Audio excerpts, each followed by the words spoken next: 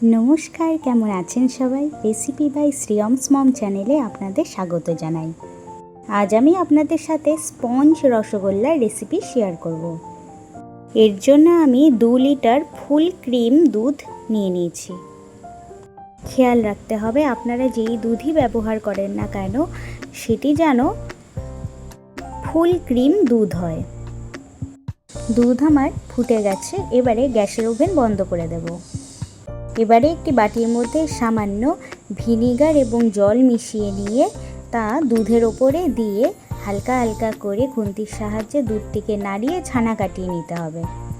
দুধটি ফোটানো যাবে না, ক্রিম ক্রিম টাইপেরই ছানাটি হবে, সে কারণে গ্যাসের ওভেনটি বন্ধ করে দিয়েছি।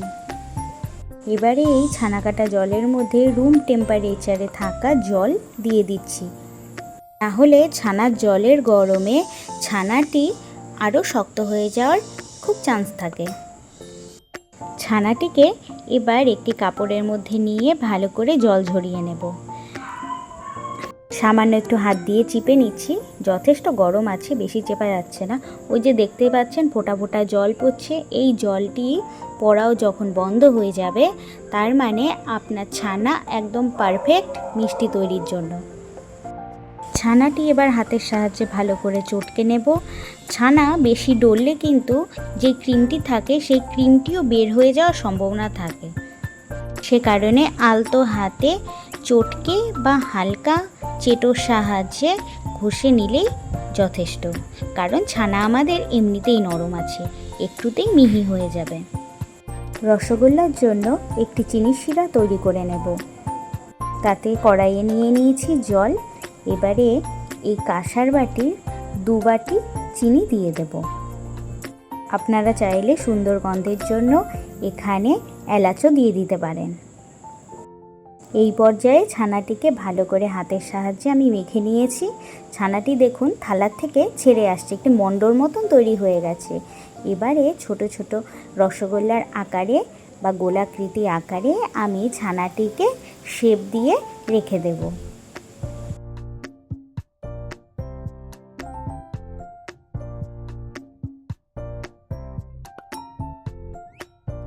সমস্ত রসগোল্লা আমার তৈরি হয়ে গেছে বানানো। আপনারা একটু কাছের থেকে দেখে নিন, এখানে কিন্তু কোনো রকমের ক্র্যাক নেই। ওইদিকে দেখুন চিনির শিরাটাও আমার পুরো টকবক করে ফুটে উঠেছে। দাঁড়ান আপনাদের হাতের সাহায্যে একটু দেখে দিচ্ছি। হ্যাঁ, শুধু চিপচিপেই হবে, কোনো তার কিন্তু সৃষ্টি হবে না, তাহলে একদম চিনির শিরা পারফেক্ট। এবারে এক এক করে রসগোল্লাগুলি এই শিরার মধ্যে দিয়ে দেব, দিয়ে 20 মিনিটের মতন ফুটিয়ে নিব।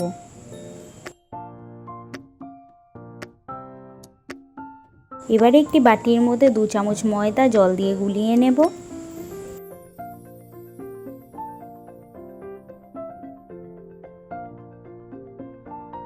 ময়দার ঘোলটিকে এই শিরার ওপরে দিয়ে দেব। দেখুন ফেনাটি যেন আরও ঘন হয়ে উঠেছে, তার মানে আমার মিষ্টি নিচের থেকেও কুক হচ্ছে, আবার ওপর থেকেও কুক হচ্ছে। এবারে ওই ফেনাটি হওয়ার 1 মিনিট পর জলের ছিটা দিয়ে দেব, যাতে ফেনাটি দমে যায়। আমাদের রসগোল্লা একদম তৈরি হয়ে গেছে। আপনাদের একটি কাছের থেকে দেখাচ্ছি যে কত নরম তুলতুলে রসগোল্লা তৈরি হয়েছে।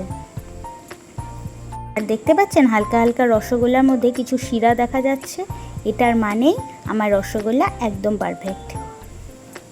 স্পঞ্জ রসগোল্লার জন্য এবারে একটি কড়াইয়ের মধ্যে সেই মিষ্টি শিরাটিকে দিয়ে তার মধ্যে রুম টেম্পারেচারে থাকা জল মিশিয়ে দেব, কারণ রসগোল্লাগুলিকে আমার জল খাওয়াতে হবে। এবার জল দিয়ে একই দিশার দিকে বারবার করে ঘুরিয়ে ঘুরিয়ে নাড়িয়ে নিতে হবে, যাতে রসগোল্লাগুলির ভেতরে ভালো মতন জল ঢুকে যায়। এবারে ঢেকে ওভারনাইট মিষ্টিগুলোকে সেট হওয়ার জন্য রেখে দেব। ফাইনাল লুকটি আপনারা দেখে নিন যে রসগোল্লাটি কতটি জুসি হয়েছে, আর আমি আপনাদেরকে ভেঙে দেখিয়ে দেব। তো ভিডিওটি ভালো লাগলে লাইক, শেয়ার এবং সাবস্ক্রাইব করবেন। আর আমার রেসিপিগুলি যদি ভালো লাগে অবশ্যই বাড়িতে এইভাবে ট্রাই করবেন।